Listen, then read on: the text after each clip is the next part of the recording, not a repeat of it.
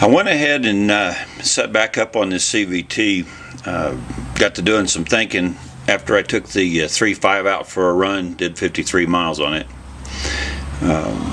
Wanted to confirm the 3.5, and the way to do that would be to put 2 spins on the secondary to see if this goes around 7 times, just to take care of any problem counting half marks on that primary sheave. You can notice it slipped about an inch, and this thing, when I unloaded out of the truck, squeals a little bit, in reverse. So it looks like, and I just took it apart and lined it back up, that this sheave is off an inch. So what I've done is I've installed a piece of tape to use as an index. Got my mark back over here on the cover. And give this thing a spin. We'll go around 3.5 times. And there's 2. That's 3. Still got my mark to travel that far, and when I line that up, I'm down here at the bottom. So now what we'll do is we'll spin the secondary one more time, count the primary. That's 1, 2, 3, coming back around about the same distance. And if I bring this primary mark back up to the top, we'll see how close it indexes on that tape. Put it about right there, and I got my mark back. So a 7 to 2 is equal to a 3.5 to 1. Also, the reason I decided to set this thing up, I was using a worn belt to take advantage to open up the primary to get the belt out of the secondary for the ratio.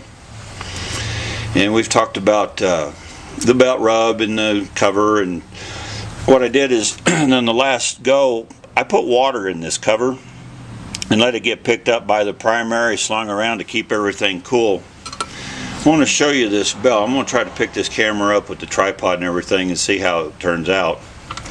Show you guys some different angles. But you'll notice maybe on the top of the belt the chafing. It's actually taken these cooling fins and drug them back a little bit, so the belt is part of the wear. It's part of rubbing this thing in.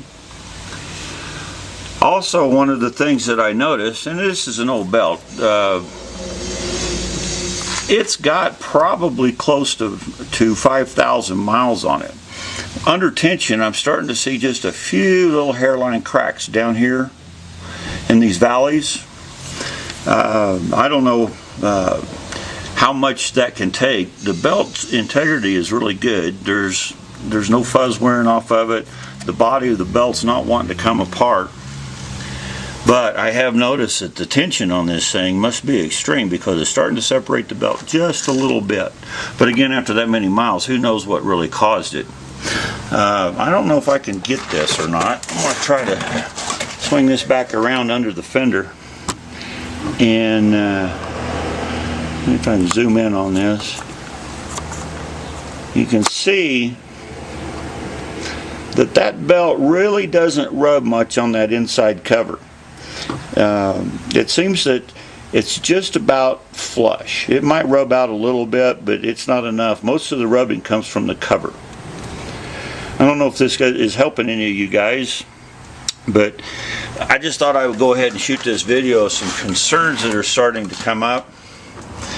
And you start putting this much pull on a belt, and especially you guys with the bigger tires, I suggest you take a look at that belt every few hundred miles, pop that cover off. You get this thing stuck in a mud hole and the belt comes unwound, you'd have a bigger mess than you could handle.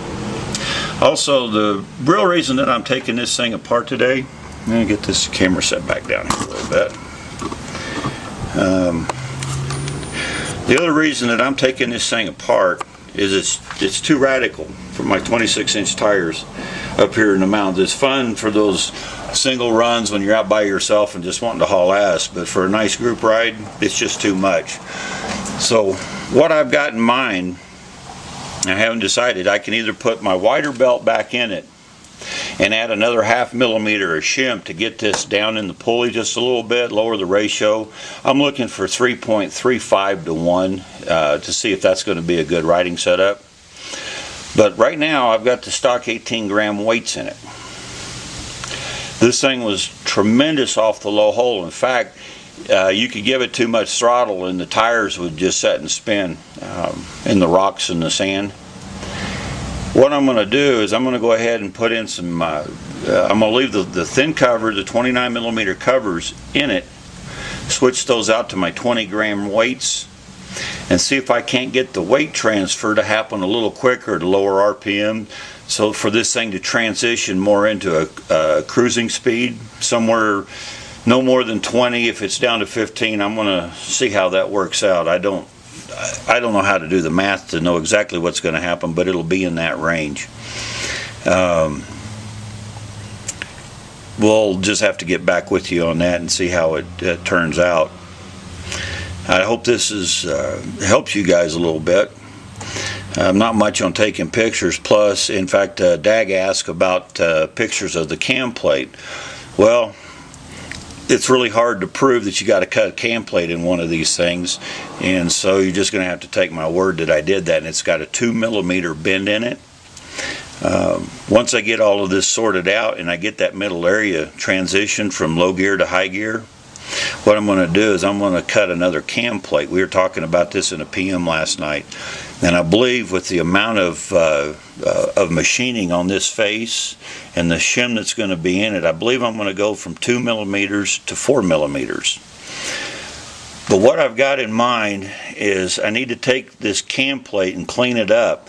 These round weights leave a wear mark where they run between the channel and the cam plate for the pressure on this sheave.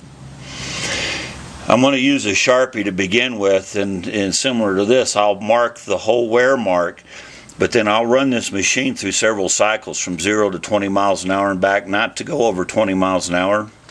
And what I'll do is I'll rub off part of this mark. I'll find on the cam plate the point of influence due to the wear mark for the weight. And then what I plan on doing is cutting down each one of those tabs, well, what becomes a tab after you cut it loose. I'm going to cut down to that point, and that's where I'm going to start the bend, and I'll bend it in at the top, a total of 4 millimeters, tack it back shut, then see what happens. What I'm looking for on this is a setup that I don't need to use low gear in, so that I can come out of a mud hole, pull right out onto a road or pavement, and run to 60, 65, maybe 70 miles an hour. I don't know what it's going to turn out to be, but that's my goal. And then if I need low gear, I'll always have it. But I just want this thing to transition from 0 to highway speed and go over everything in the terrain that I run in. I'll have to shoot another video one of these days, get you guys updated on this. If anybody has any questions, feel free to give me a message. It's hard to answer these questions in a general forum, because then you get off subject, and people, whether they're willing to take one of these things apart and really get to understand how they work or not, it makes it tough. These are not a plug and play application. This is on a 660, so you guys with 550s and 700s will have to do your own work. But this is the general principle. You may have to do a little grinding on your cage. You may have to. You may not have as much room back here between the belt and the housing. I don't know. I haven't been able to do this work on a 700 yet. But these are things that you can creep on up on them nice and slow.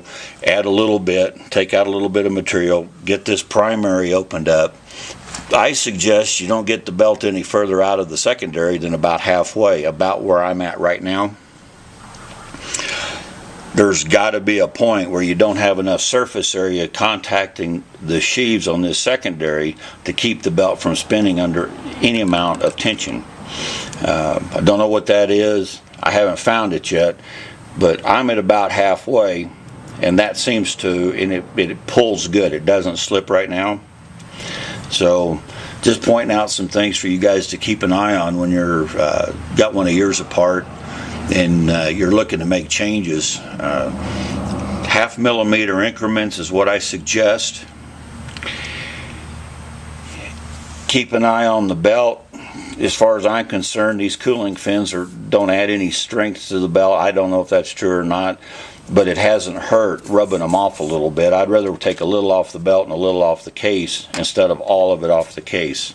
Just some ideas that I thought I'd put on a video. I'll get this thing posted up, and when you guys have a question, feel free to give me a holler.